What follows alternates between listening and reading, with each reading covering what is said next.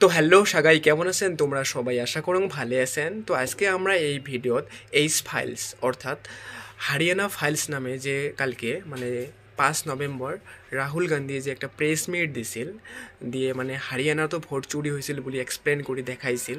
তার সাথে আরেকটা চিংড়ি যেটা ব্রাজিলের মডেল, উইয়ের ফটো দুদিন থেকে পুরো ভাইরাল হয়ে আসছে। তো এই বস্তুগুলোর সাথে কানেকশন কি, বা এইচ ফাইলস অর্থাৎ হারিয়ানা ফাইলসত কি কি আসিল, সংক্ষেপত আমরা এই ভিডিওত অল্প করার চেষ্টা করব। তো চলো ভিডিওটা শুরু করে যাও। তো রাহুল গান্ধী যোৱাবাৰ যেটা প্রেস মিট দিছিল যে ভোট চুরি হয়েছিল বলি, প্রেস মিটটাত কী কী কভার চাইছে তো সবাই তোমরা জানেনই ওটা। কিন্তু তারপরে আরেকটা কি চলাইছিল যে কিছুদিন পরে হাইড্রোজেন গিরেগা এই টাইপ কিবা একটা এটাই বুঝবার চেষ্টা করছে হাইড্রোজেন ওয়ার্ডটা ইউজ করে, যে বড় কিবা একটা ধামাকা আরও একটা দেবে প্রেস মিট। তো ফাইনালি ওই প্রেস মিটটা যোৱাকালকে অর্থাৎ 5 নভেম্বরও দিয়ে দিল। তো এই প্রেস মিটটেত হারিয়ানার ভোট চুরি হয়েছে বলে কয়ে আসিল। তো ফার্স্ট যেটা এই দেখবে লেখছেন, এটা ইয়া বলেছে এটা ব্রাজিলের মডেল, রাহুল গান্ধীয়ে কোয়া মতে এই ব্রাজিলের মডেলটার ফটো হারিয়ানার কিবা একটা জায়গা আছে, ওই জায়গাত একটা ভোটার লিস্টত এই ব্রাজিলের মডেলটার ফটো লাগা হয়েছে। তো একজন মানুষের নামের এগেনস্টত নয়, টোটাল 22জন মানুষের আলাদা আলাদা সুইটি হিবা হিবা কিবা কিবি আরও নাম আছিল। এই নামগুলোর এগেনস্টত টোটাল 22টে মানুষের নামের এগেনস্টত এই ব্রাজিলের মডেলের ফটোটা লাগোয়া হয়েছে। তার 22বার ভোট দিবে পাইবে। তো এটা তো একজন ব্রাজিলের মডেল কেমন করে আমার দেশের ভোটার লিস্টে তার ফটো অ্যাড হবার পায়? তো একবার হলেও মানা গেলে টোটাল 22বার। খালি ব্রাজিলের মডেলটার ফটো নিয়ে এমন হয় নাই, আরও একটা আমার ইন্ডিয়ান লেডিয়ে আছে, ইন্ডিয়ান মহিলা আছে, ওইয়ের ফটো টোটাল 223বার ইউজ করা হয়েছে আলাদা আলাদা নামের এগেনস্টত। একজন মানুষের ফটো 223বার ইউজ করা হয়েছে, এটাও একটা কিবা একটা ফল্ট বেরিয়ে গেল। তারপরে আরও কি দেখাইছে, কয়েকটা মানুষের ফটোর ব্লার ফটো আপলোড করা। সেম ফটোয় 4-5 জায়গাত আছে, বাট ব্লার ফটো দেখলে চেনা যায় না যে মানুষটি কাই, ব্লার ফটো আপলোড করা।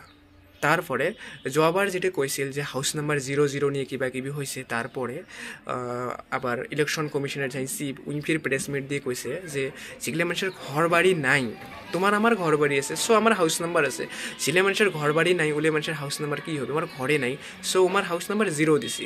কিন্তু রাহুল গান্ধী কালকে কলকে ওই যেটার যার হাউস নাম্বার 0 আসিল ফিজিক্যালি ওমরা মানুষ পার্টি দিয়ে ভেরিফাই করবে দিয়ে পাঠিয়েছে যে অ্যাকচুয়ালি যার নামের এগেনস্টত হাউস নাম্বার 0, তাই কি অতই গরিব যে ঘর নাই, তো যা দেখে আমার বিল্ডিং বাড়ি, এমন করেই বস্তুগুলি হয়ে গেছে। তারপরে আর একটা কি হয়েছিল যে একটা সেম হাউস নাম্বারত 100টা মানুষ অ্যাড হয়ে আসিল, ওই হাউসটাও ফিজিক্যালি ভেরিফাই করবে দিয়ে পাঠিয়েছে। ওটি যা দেখে ছোট্ট একটা হাউস, সেটি নাকি 100টা মানুষ থাকা পসিবলে নয়।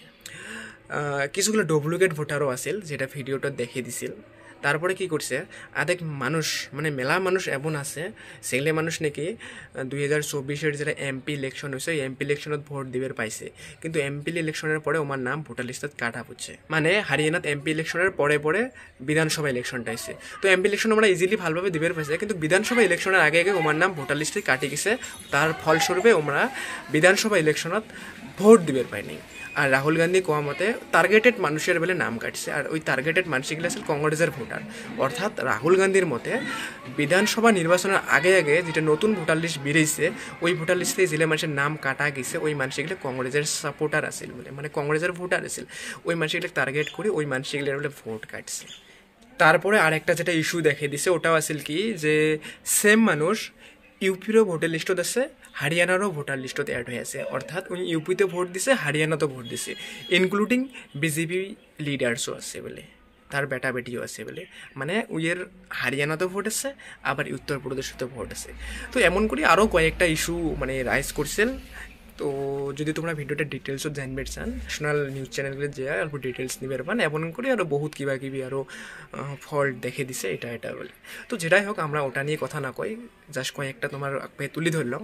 আমার কথাটা এটাই হল যে যদি অ্যাকচুয়ালি ইলেকশন কমিশন অফ ইন্ডিয়ায় বিজেপিকে হেল্প করার জন্য এমন করে ফেক ভোটার অ্যাড করা কিবা কিবি করছে, সেটাও আমার দেশের গণতন্ত্রের জন্য বহুত বড় একটা ক্ষতি করবে ভবিষ্যতত।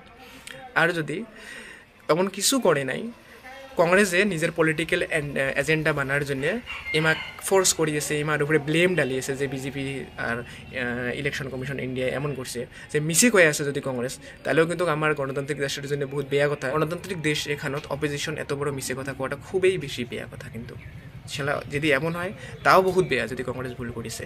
আবার যদি বিজেপিও কোনো নাই, কংগ্রেসেরও ঠিক কোনো নেই, সবাই সবার পজিশনত ঠিক, জাস্ট খালি ইলেকশন কমিশন অফ ইন্ডিয়ায় ফেক ডাটা এন্ট্রি করছে, মানে আমার নিজের কামগুলি দায়িত্ব সহকারে করে নাই, তার জন্য ভুলভাল অ্যাড হয়ে গেছে। যদি ফির এটা, তাহলে কিন্তু আমার দেশের গণতন্ত্রের জন্য বহুত বড় একটা ভাবুকি। কারণ এত বড় হ্যান গণতান্ত্রিক দেশও যদি ইলেকশন কমিশন নিজের ঠিক মতো কাম করে না, ভুলভাল অ্যাড করে দেয়, দায়িত্ব পালন করে না, তাও বহুত বড় ভাবুকি। কিন্তু যেটাই হোক, দোষ যারাই হোক, এখানে স্ট্রং গণতান্ত্রিক দেশ, এখানে এমনটা করা ঠিক না হয়, ছাইয়ে করুক, আর বস্তুগুলো ঠিক হওয়া উচিত। যার দোষ যাতে তাই এমন না করে ভবিষ্যতে, এটাই আর কি। তো আজকের ভিডিও এতটুকু। যদি বেশি ইনফরমেশন লাগে ভাল করে আগর ডাটা কালেক্ট করো। তো এতটুকুই আরও।